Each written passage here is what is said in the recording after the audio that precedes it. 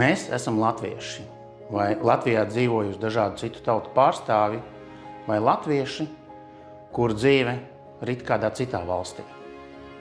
18. novembris ir diena, kad piediens runāt par patriotismu, par dzimteni, par Latviju.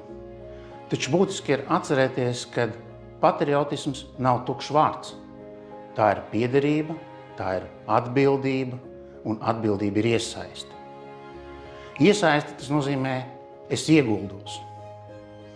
Un, ja mēs domājam par Latviju, tad ir svarīgi domāt, kā es ieguldos savā valstī. Līdzīgi kā ģimenē. Ja es neieguldos attiecībās, tas agrāk vai vēlāk izjūg.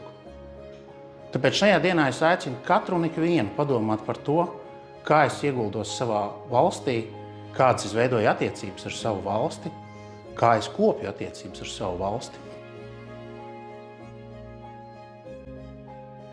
Bieži vien tiek runāts par to, ka mums Latvijā kaut kas nav kārtībā, mums kaut kas nesanāk, vai mēs esam kāda antitopu līderi.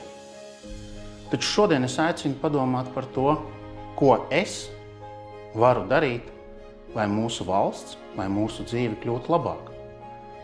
Latvija. Tieši pirms gada šajā laikā mēs bijām ārzemēs. Dzimšanas dienu sagaidījām, Latvijas dzimšanas dienu sagaidījām ārzemēs. Un protams, ka mēs vēlējāmies būt piederīgi un vēlējāmies atrast to vietu, kur mēs varam kopā svinēt ar citiem latviešiem. Un viena no tām vietām bija Jaunzēlandes latviešu burtu skoliņa, kur mēs kopā ar bērniem svinējām.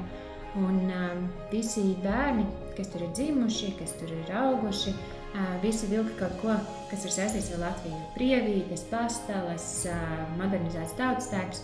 Un vienīgie bērni, kuriem nebija ko uzvilkt, tie bija mani 2 bērni, kas ikdienā dzīvo Latvijā.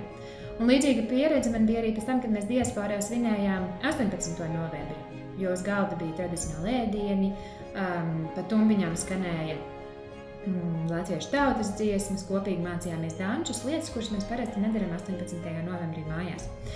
Un es ļoti daudz par to domāju, kāpēc tā ir un kāpēc esot ārzemēs mēs pieķeramies tādām lietām, un tad, kad mēs esam mājās, tad īsti nē. Un mana atskārsme par to bija tāda, ka tad, kad mēs esam ārzemēs, Latvija ir simbols. Latvija ir simbols tam, kā mēs jūtamies, Latvija ir simbols tam, kur mēs jūtamies piederīgi, tam, kur mēs jūtamies kā mājās. Savukārt, tad, kad mēs esam Latvijā, Latvija vairs nav simbols. Latvija nav kaut kāds mākonis, kaut kāda prievīte vai pastela, kuru mēs ikdienā neredzam, bet Latvija ir ikdiena. Latvija tā ir realitāte. Un nav neviens cits, kas var veidot Latviju, kā tie latvieši, kas ir šeit. Tāpēc, ja man ir jāsaka, kas man ir Latvija, man Latvija ir dzīve. Latvija ir mana ikdiena. Bieži par Latviju saka, Latvija ir zeme, kas dzied.